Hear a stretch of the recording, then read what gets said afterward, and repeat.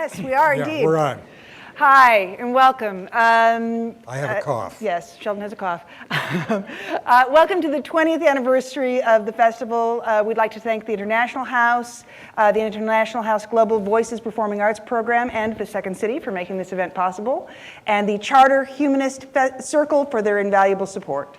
My name is Anne Libera. I'm not supposed to lean forward.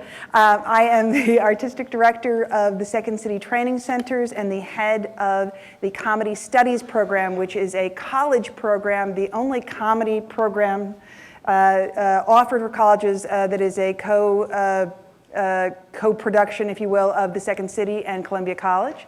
And this is Sheldon Patinkin, who is the chair emeritus of the theater department of Columbia College and artistic consultant for the Second City and for the Steppenwolf Theater.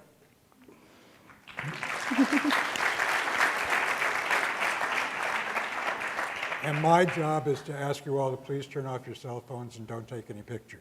No, you can take pictures, just no flash photography. Oh, okay. No, don't take any pictures at all.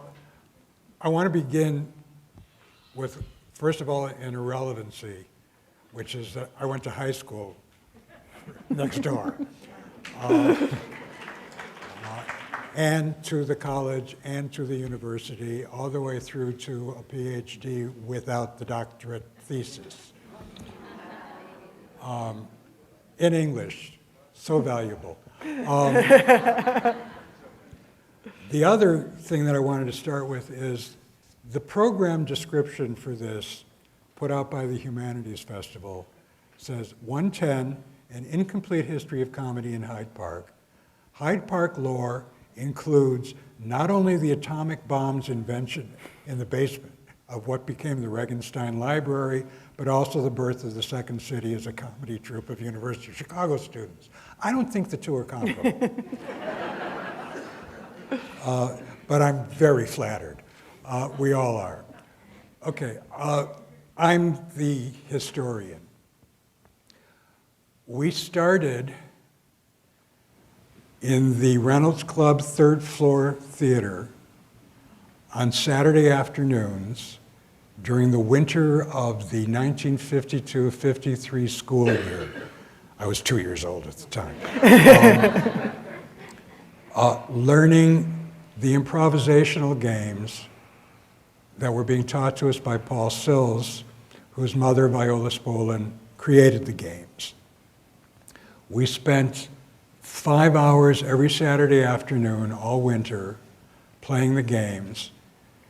What Paul was doing, although he knew it, we didn't, is he was creating an ensemble, which is what happens whenever a group plays the games together for any length of time. Viola created the games for teaching children theater. So they are called games, and they have simple language. And they're based in traditional children's games. Yeah.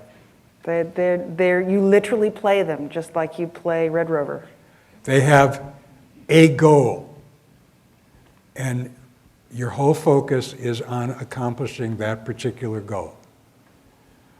What the games are about, more than anything else, in terms of creating an ensemble, is that unlike the basic Stanislavski, particularly as it was taught by Lee Strasberg at the Actors Studio, which is about what's happening in here, it's about what's happening between you and me.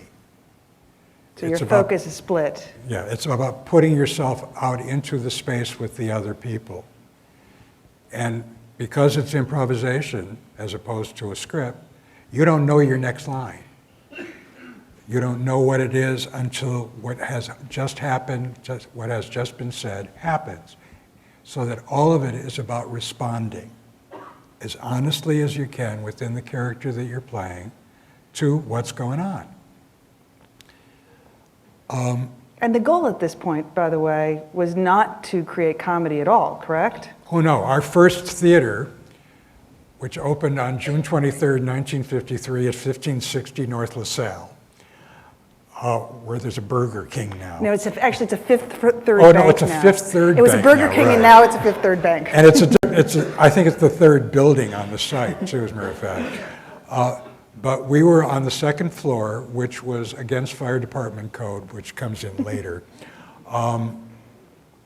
in a reconverted Chinese restaurant with 120, no, we didn't have that many, I don't know, maybe 60 seats, like any storefront theater today. Our chairs were director's canvas chairs of 3 different colors, depending on what price you paid, whether it was 25 cents or $1 or whatever it was. It was incredibly cheap, even for the times. We were the only theater in town that was local, that had its own place. All the other theater in town was either colleges, churches, Jewish community centers, etc., and shows on the road from New York. That's what professional theater was, basically. Shows on the road from New York. Yeah, shows on the road from. Oh, I saw some wonderful stuff. Helen Hayes and Morris Evans in Twelfth Night. The first play I ever saw was Elizabeth Bergner in a suspense play called The Two Mrs. Carols. We didn't get Marlon Brando in Streetcar. We got Anthony Quinn. And we didn't get Jessica Tandy, we got Uta Hagen.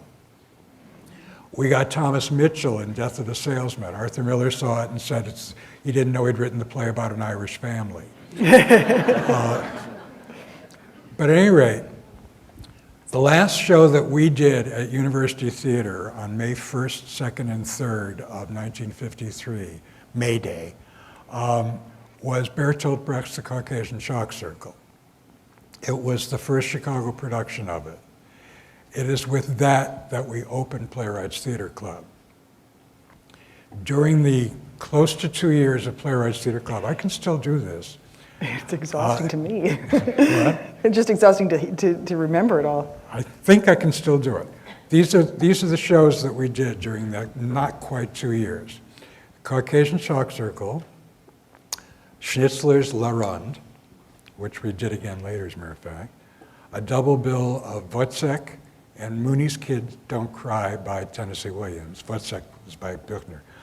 An original play by Paul Sills, which only ran for 2 weeks instead of the 3 weeks that we usually run things, so we had to get Volpone on very quickly. Volpone, Shaw's first play, Widower's Houses, The Glass Menagerie, an original play by David Shepard, our producer, The Dybbuk, Murder in the Cathedral, The Threepenny Opera, a double bill of Miss Julie and the Chekhov's Marriage Proposal, and Sartre's Dirty Hands. That was the first year. Then we moved to Dearborn and Division, upstairs of a restaurant called Ballantyne's, which was a fancy restaurant and hated us. Across the street from the art theater that was then the Surf, later became the Playboy, and is now, I think, a Walgreens. There we did, our summer was a Shakespeare festival, A Midsummer Night's Dream, Henry IV, Part 1, The Tempest, and Romeo and Juliet. And we did Peer Gynt, The Seagull, an original play called Rich But Happy, which is what the play that got us into big trouble.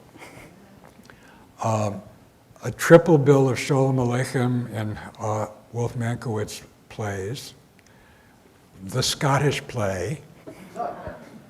For those of you who don't understand what I'm talking about, it is a superstition of theater that if you are in a theater or backstage of a theater, you do not say the title of the play about the Scottish Thane who became King of Scotland. With the witches? With the witches, you know, and you do not say his name or her name, and you do not quote the play, or you will have bad luck.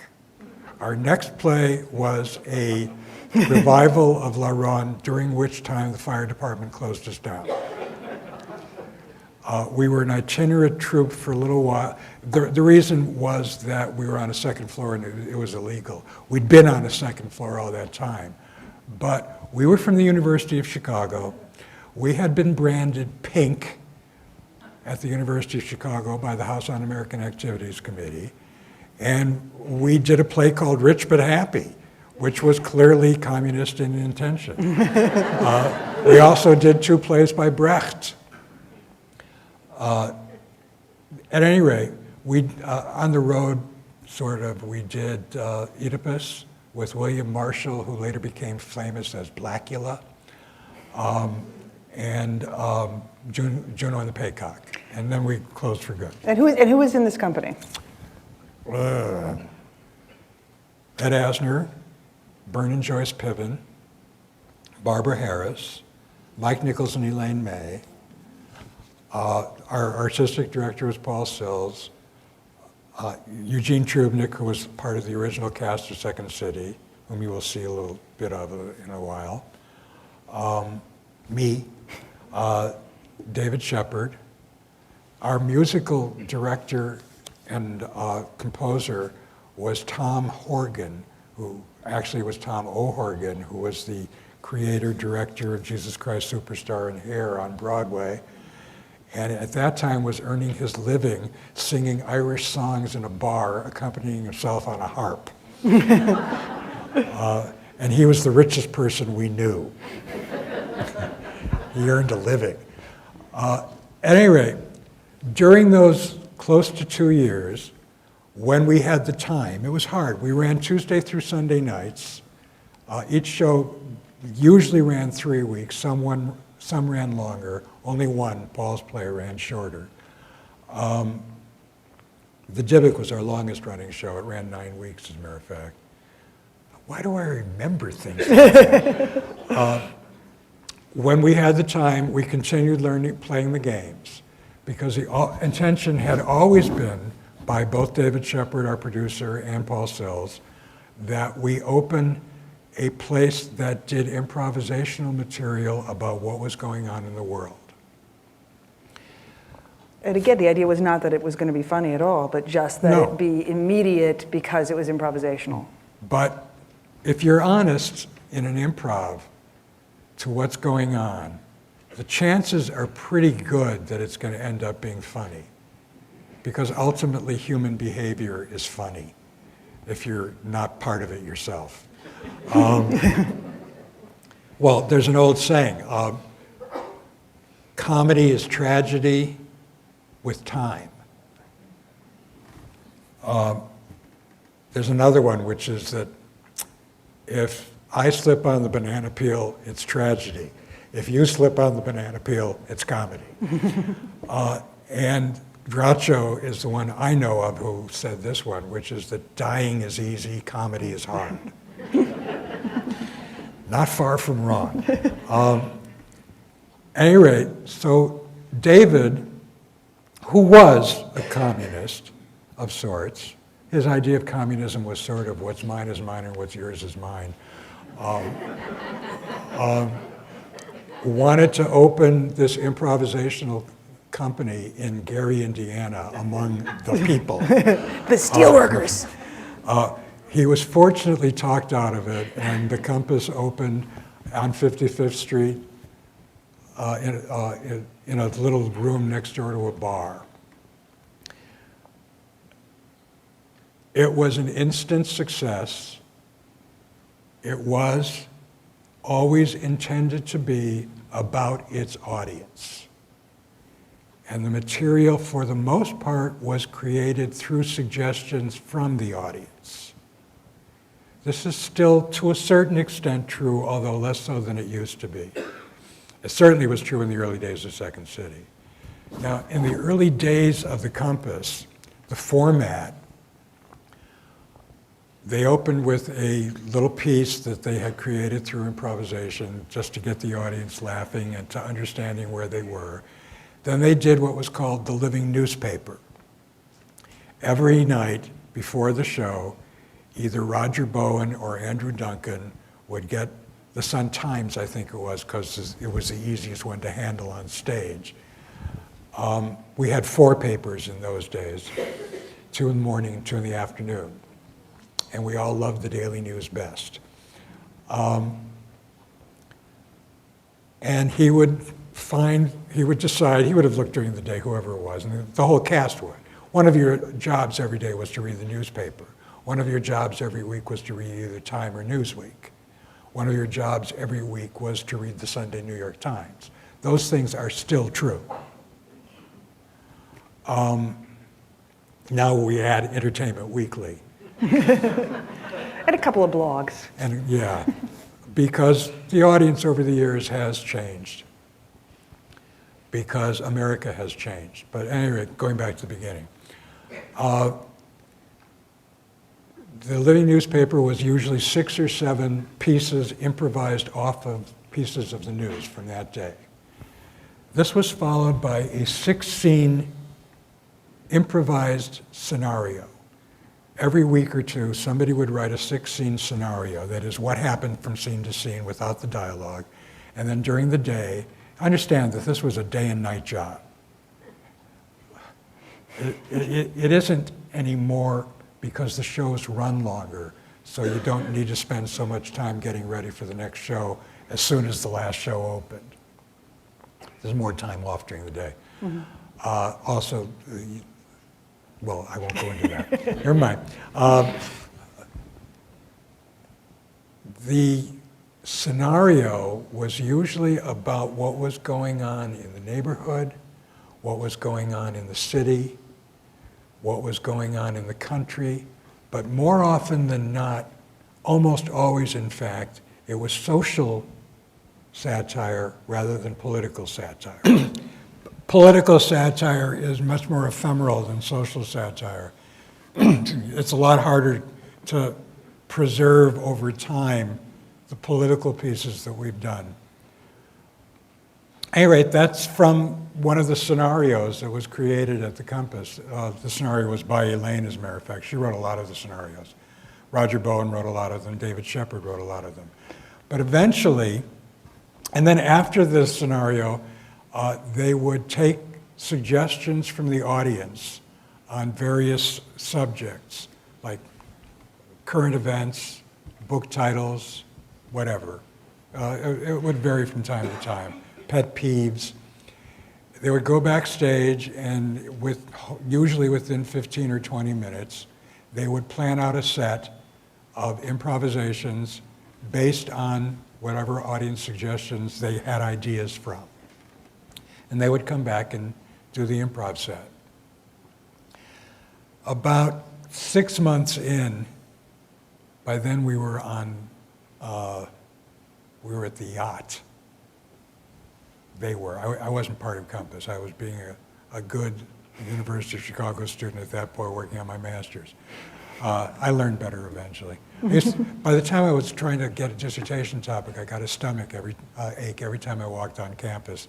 And at the same time, Second City opened, and somehow or other, whatever, as the kids like to say a lot.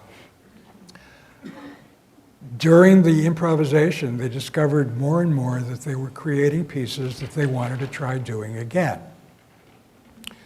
And eventually, at the same time that they were getting really tired of doing the scenarios and fighting more and more about whose ideas for scenarios were better, they dropped the scenario, and the show became a 2-act review of material created through improvisation, through the audience suggestions. And after the second act, they would take suggestions and come back and do an improv set. Those improv sets were the kernels of the scenes for the next show, which would get pulled into rehearsal, tried again, worked on, and eventually there'd be enough material so we would open another show. They would. That is still the basic format of Second City.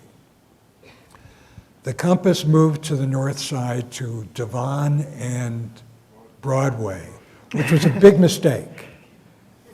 It wasn't a walk-in audience there. It wasn't their audience there. And then, and perhaps even bigger mistake, Shelley Berman joined the company and immediately created divisions between people. Shelley Berman did not understand ensemble. Well, and wasn't he was doing his telephone stuff? Yeah, he was doing his No one wanted to monologues. play with him. At Compass, he was doing his monologue. So Mike and Elaine started doing their stuff, and the other people started doing their stuff, and eventually it just sort of wasn't working anymore. Business wasn't that great.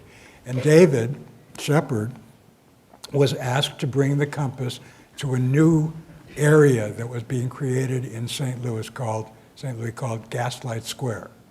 So the Compass moved to Gaslight Square in St. Louis. That was Compass opened in '55 and closed here in '57.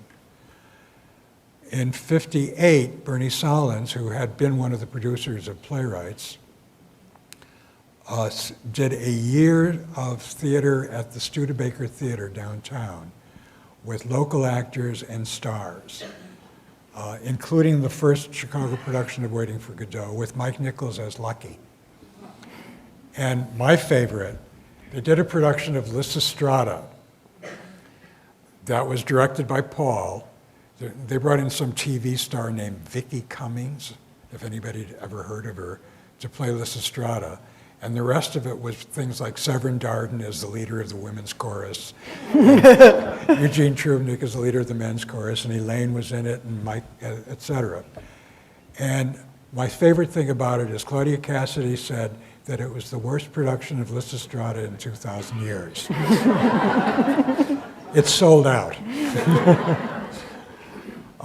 It was truly funny, but in all the wrong ways. And in the meantime, Paul Sills and Howard Alk, who had been a member of the Compass Players, were working as a host and as a manager of a nightclub down on Rush Street called it was the Folk Club. Or the Gate of Horn, thank you. And we're learning about the nightclub business. So they, together with Bernie, decided that they wanted to reopen the Compass. David wouldn't give them the name and was still involved with St. Louis.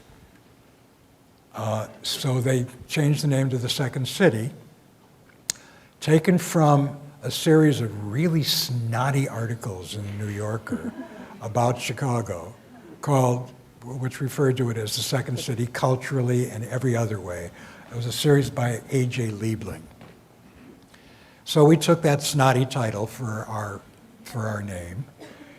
It has now become synonymous with Chicago, even though we are no longer the second city in population. We were then. It opened on Beethoven's birthday, December 16th, 1959. 50th anniversary. Yep. Everybody's coming in for it. About 300 or 400 alumni are coming in for it. Yeah. I'm going to work on the assumption that you know the alumni, or enough about the alumni, or at least the older ones, so that we don't have to go through the list. But it is without question, especially if you include Playwrights and Compass, which we do as part of our alumni, the biggest influence on comedy in America and in the world in the entire second half of the 20th century.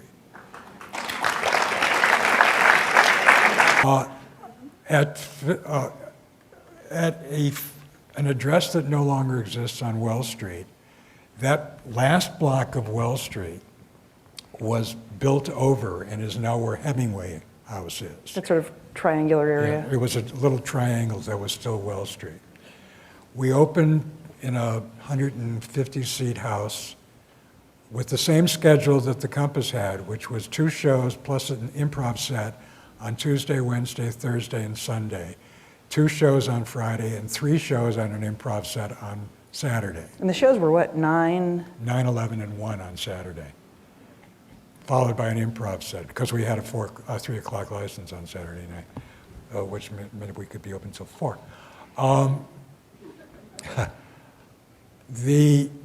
Eventually, we dropped the second show on weeknights and the third show on Saturday. So the format now is one show on Tuesday, Wednesday, Thursday, and Sunday, followed by an improv set, 2 shows on Friday. We never improvise on Friday nights because Saturday night's really busy. Right. And 2 shows and a set on Saturday night. The format was the Compass format. It is still the main one. We moved to a theater that we built next door to the original one in half of the beer garden that we had then in the summer. We had a beer garden. We showed silent movies. We had an ice cream stand. Our soda jerk for 2 years was David Mamet while he was still going to Francis Parker. He was in the same class with Bernie Solins' daughter, Lee. And he was every bit as arrogant then as he is now. I didn't say that. You're on tape. The devil made me say it. He didn't smoke cigars then, though. At any rate, over the years, we grew and grew and grew in terms of audience size. We eventually moved to where we are now. It is our third and last place, for now. You never know. Now, we also have a place in Toronto that's been there for, what, 30 years 30 years. at least? We have 3 national touring companies that go to colleges and Performing arts centers, they actually perform all over the country. And internationally, we perform in Vienna, Austria. We perform in, we've done USO shows, including Baghdad. how many touring boats do we? Okay, and then we have companies on Norwegian cruise lines. 6 different ships that go all over. We have a training center here with over 1,000 students. 1,500 this term. All of whom Yeah. want to get into Second City. Not all of them. Actually, lots of them are just taking classes because, as Sheldon said at the beginning, they take classes because it creates ensemble, because they get to play with other people, and that's pretty rare. We have a training center in Los Angeles. We have a training center in Toronto, which actually John Candy and I started when I was directing in Toronto. And business, Well, and we have a whole huge communications business that works with businesses, doing workshops, doing films, doing all sorts of live shows. events, TV shows. It's a mini empire. Oh, and of course, this summer's big hit, Rob Blagojevich, Superstar. Shortly after the 25th anniversary, Bernie decided he didn't want to be the producer anymore, and he sold it to Andrew Alexander, who had been the producer in Toronto and is now the executive producer of Second City worldwide. Anne's husband is one of the producers. He's vice president. Vice president? And president of Second City Theatricals. He's in terms of the shows. He's in charge of the shows. Thank heaven. His name is Kelly Leonard. And to transition into the Q&A, which we're supposed to start now, Yeah. we have one piece that will show you just part of, you don't have to see the whole thing, which was created at the Compass and then recreated at Second City in its first year. The cast that you will see is Andrew Duncan as the coach, and Alan Arkin as the music major, Eugene Trubnik as the theology major, and Severin Darden as the math major. As the history of mathematics Right. major. And this is actually from an early experiment in pay-per-view television that was done by a Canadian company in 1961, and they filmed in the original Second City Theater. Where everybody smoked. Yes. We were just talking about the fact that you couldn't do the Mike Nichols and Elaine May piece anymore on stage. Because we're not allowed to smoke on stage anymore. Which means, among other things, that Chicago can no longer ever do a production of The Glass Menagerie. Because Tom is required in the script, in the dialogue, to smoke on stage.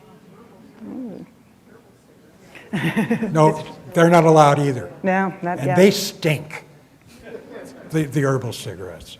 All right, football comes to the U of C. Football comes to the University of Chicago with the original Second City Club. When the University of Chicago recently installed a new chancellor, it reminded us that the last time they installed a chancellor, Mr. Lawrence Kimpton, he vowed that he would bring football back to the University of Chicago.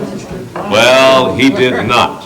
And now we would like to explore some of the possible reasons why he did not in a scene entitled Football Comes to the University of Chicago. Raise the flag for old Chicago, show them how we stand. La da dee da da da dum bum bum bum bum. Dr. Harden? Coach Harden's my name. How do you do, sir? It's a pleasure to meet you. Well, very nice to meet you. You're here for football 202? I certainly am. Well, what's your name? My name is Pim, sir. Pim. Alejandro Pim. Alejandro Pim. Well, maybe we can make an end out of you, Pim. Yeah, we'll see about that. Have you played much football? What? Have you played much football? Not in this life. Not in this life. Football 202? Yes, indeed. Dr. Harden. Coach Harden's my name. How do you do, sir? My name is Throckmorton. Throckmorton. Morton Throckmorton, yes, sir. I'm in theology. Theology. Yes, sir. Indeed. Well, you must be about 195 there, Throckmorton. You weigh about 195? Oh, I thought you meant my IQ. No, sir. Guess we can make you quarterback. Oh, hello there. Yes, Morgenstern. indeed. Morgenstern. No, not here. You might try down the hall, but boy, I need No, to no, lose I you. am Morgenstern. Oh, you're Morgenstern. Very nice to meet you. Very good to meet you, Doctor. Coach. Dr. Coach. How do you do? My name is All right, get acquainted, gentlemen. Draw up some chairs here. What are you in? History of arithmetic. Gentlemen, I was hoping we'd get a few more, say 11, and learn how to play football, but I guess we'll have to start with Dr. three. Harden, sir, if I might interrupt you before you've even begun, so to speak.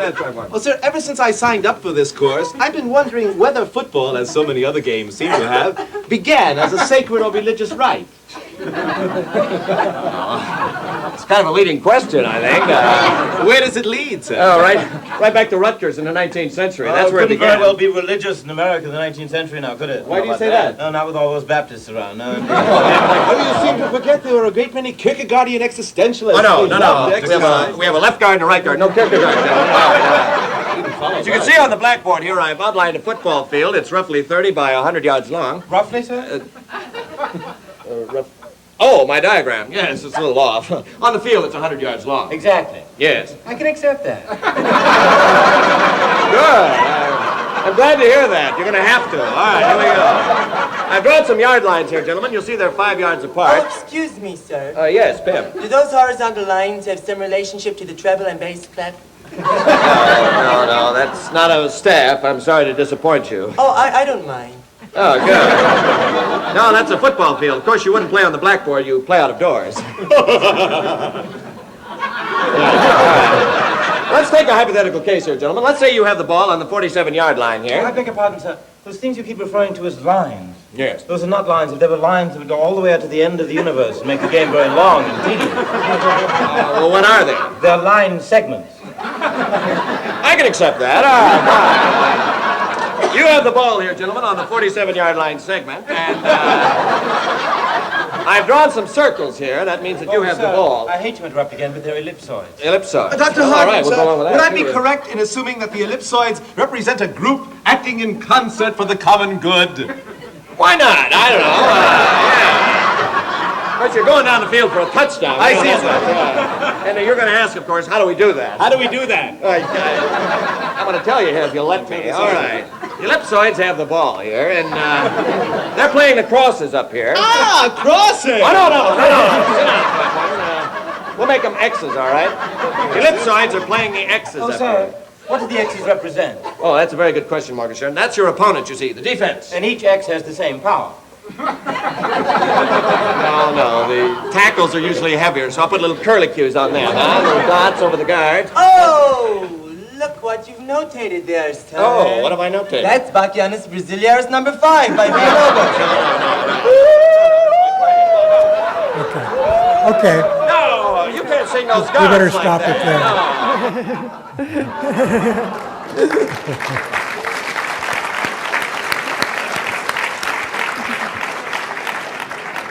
And that man won an Academy Award 2 years ago. You know what that always makes me think of, though, is Severin Darden used to do a thing where he would take a suggestion from the audience of any college subject, and he would do a lecture on that subject and take questions from the audience. As his character, the German professor, Professor Walter von der Vogelweide, who is a character in Die Meistersinger. As you can tell, we don't play ourselves at Second City. We play characters. Second City doesn't say, this is who you are. Second City says, this is who we are.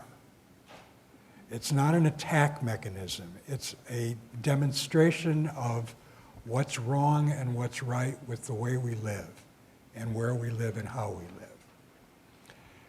A lot of it is social satire. Some of it is silly. Quite a bit of it silly. And often political in tone more than in specificity. Although these days, there's been a lot of stuff at Second City about Chicago and Illinois politics. Hard not to. Really hard not to. Yeah. And during the Bush years, it was hard to be funny often.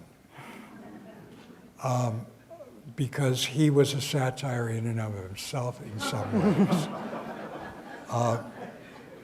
You know something, by the way, I just read in the paper today, you know what the most popular selling for adults Halloween mask is this year? Bernie Madoff. That's funny. We have enough distance on it at this point, and I'm sure it's not going to be worn by anybody who actually invested with it. So do we want to take some questions from the audience? Now's the time. Anybody with the... Yes, I see a hand all the way back there. When you're bringing people up into the troupe, are you looking for the next John Belushi, the next Elaine May, or do you look for people who are true team players? Oh, you know what? And I maybe can talk about that now since I'm at a lot of auditions. You know, and that's hard because I think there is some, people come to Second City to see that next person, so there is a pressure to do that. But we're blessed in the fact that so many people come that we're looking for both. We're looking for the next most brilliant performer, but we're also looking for the next most brilliant performer who's also a team player. And we're really lucky in that we're able to get people who can be both, you know.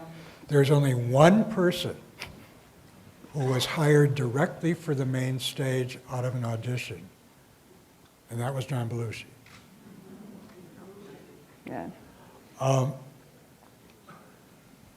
We're looking for who's going to work with us, and what's going to work with us. And we're also looking for people who are smart and who have something to say, you know, and who have a unique take on the world, not just funny, but open to things. Along with Severin being able to do a lecture on any college subject followed by a Q&A, Mike Nichols and Elaine May, during their act, would ask for an author, any author of any kind, and they would then improvise a scene in the style of that author.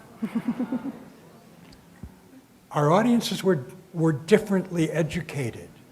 I'm not saying better, I'm not saying worse, I'm saying different. We still get that, but all we get is like Harry Potter and Stephen King, so it's much easier. A lot of Stephen King. Yeah. And also, you know, the reference level is more of, in the original days, it was literature and it was theater and it was politics. Politics still, yes, but now it's television and movies. Yeah. Much more. Yes, sir. Okay. Speaking of, could you tell us about SCTV? What do you want to know about SCTV? How it got started? What Because we were jealous of Saturday Night Live. Yeah, he's asking about the beginnings of SCTV. So you were there though at the first year. There are those of us who say it was the format was my idea. There are those of us who say other people's. Never mind. It was a group effort. It was a genuine group effort. We wanted to do our own TV show.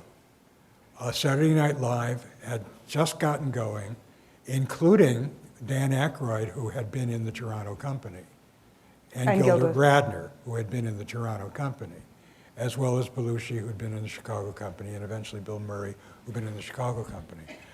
This was in Toronto. SCTV was done in Canada.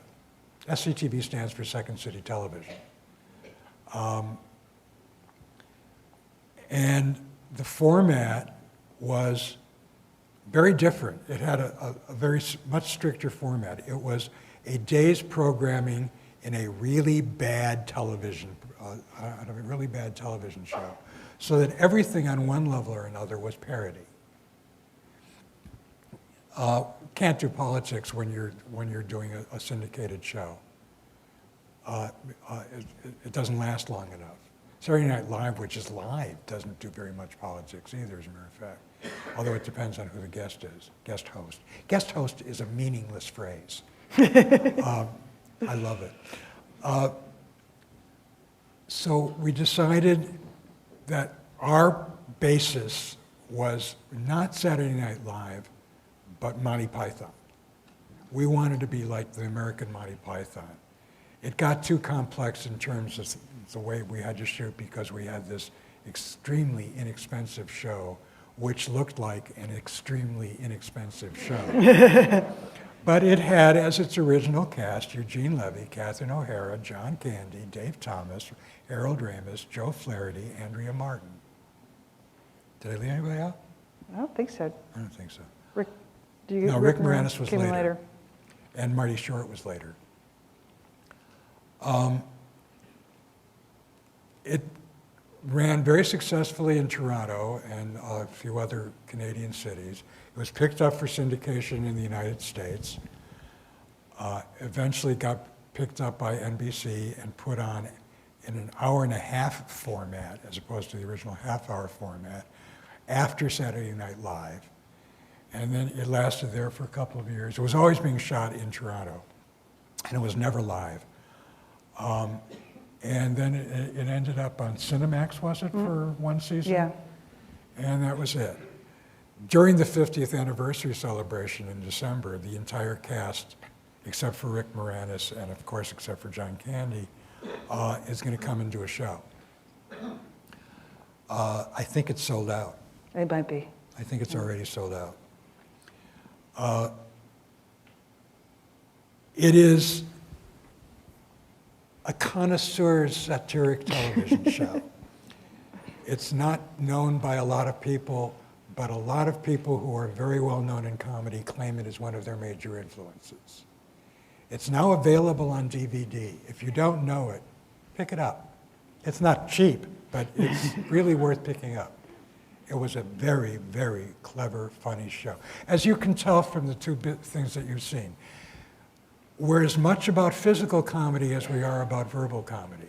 I mean, a good deal of the Mike and Elaine scene is physical comedy. And it's all the discoveries they're making about what's happening between the two people. Does that answer your question enough? Oh, thank you. Other questions? Yes. Sir.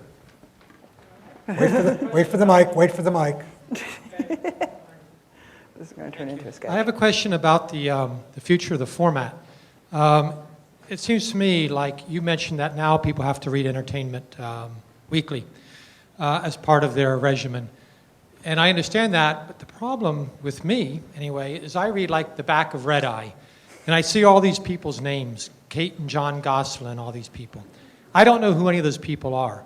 I would assume that in the improv section, you're going to be making fun of those two because somebody stole money from somebody else. If it's suggested, they will, yes. And, well, the thing is though, it seems to me at some level, because there is what I would consider a dumbing down of the audience, you say that the political news on the newspaper is truncated because there's less interest in it. The people, celebrity news is elongated because there's more interest in that. And it seems to me that there's going to be less topical, valuable humor coming out of Second City, and you're going to be making fun of people who are themselves caricatures. We very, very rarely do that. Yeah, and you know, it's not what we're about. It's the thing that's true is that we write our material in front of an audience, and so we absolutely are responding to what the audiences are interested in and what they care about. But you know, truthfully, they know about the Goslings, but they don't care about them. So that ultimately, yes, there's going to be some references, But because we do that show night after night and we work on our material in front of an audience night after night, it's the stuff that really matters is the stuff that comes out. I always think of, we did a show called Holy War Batman that was actually directed by the son of some folks who are in the audience tonight, Josh Funk. And that show was written, it was the very first show. They were in rehearsal on September 11th, 2001. It was like their second day of rehearsal. And so literally they had to go in the next night and put up a show in front of an audience that wasn't sure that they would find anything funny. And they had to write a show in response to that. And in fact, one of my favorite parts of that show was there was a set of scenes about all the things that were important on September 10th, 2001, like shark attacks and Ellen DeGeneres and Coming out on TV. Coming out on TV. And the whole audience laughed because we knew that that wasn't important to us anymore. And so I think, that's what's important. That's really the thing. Here's an example I love. We opened a show in Las Vegas, which ran quite successfully for For quite about a 10 while. years. During the early previews, they found out that there was one thing, and only one thing, the audience would not laugh about. Gambling. So there was never a piece on the Second City stage in Las Vegas about gambling. We're not likely to get the Gosling as a suggestion, as a matter of fact. Oh, we'll get it. But we also aren't likely to take it as one of the things we want to do a scene on. Right. Or if we are, I think that's one of the things that's really true about our performers is that we ask ourselves, well, what else about that? I'm not just going to drop John and Kate plus 8 as a joke in my scene. Why is that important? Is there something important about it? Why are people interested in them? And we're going to dig into that. And ask, why do we watch it if we watch it? Or that woman who had 8 children. Right. The Octomom. The Octomom. It's worth a reference, or it's worth a scene only if there's something more important than it that it can be about. Right. Then it's satire. Otherwise, it's just crap. Sir. Did you have any comic heroes back in comedians who were your heroes back? Lenny Bruce. Okay. Until the arrest. After the arrest, his act wasn't funny anymore. You got angry. Woody Allen, who was one of the funniest nightclub comedians I have ever seen. Mort Sahl was a big hero of ours. Mike and Elaine. Yeah. Personally, Henny Youngman. Did Sid Caesar have, for example, any input? Oh, don't get him started.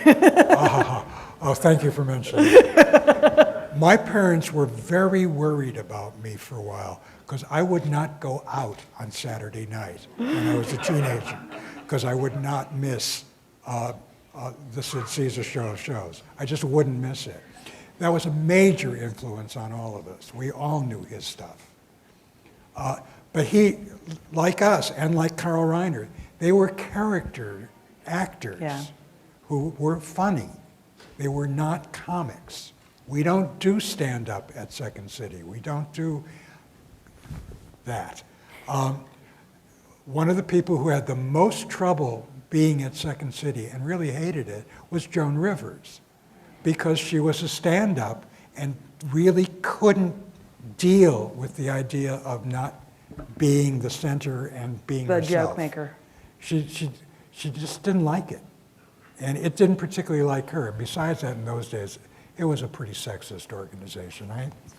We all admit that now. It's better now. Isn't it?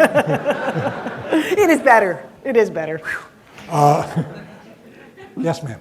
Are there any plans to tape your reunion and sell it as a DVD or something? There's absolutely plans to record everything, if nothing else, just for our own records. I don't know that there are plans to sell it, and I think maybe we'll wait and see, what we, what it is and what we have. There aren't immediate including plans the for it. legalities. Right. it's like the biggest family reunion / high school reunion you could ever imagine. And so part of what's important for us is that all of the alumni feel like it's for them, not we're taking advantage of them. So I think that's also the other question. On the is making care 25th, of we that. can't do this this time, but on the 25th, we closed the place on Saturday night, and we did a 5-hour show, and that was after I cut some stuff, of people doing pieces that they had created during all the years at Second City. It was wonderful fun. Nobody wanted it to end. We can't do that this time. There are too many. Yeah. Thank you. Thank you all very much.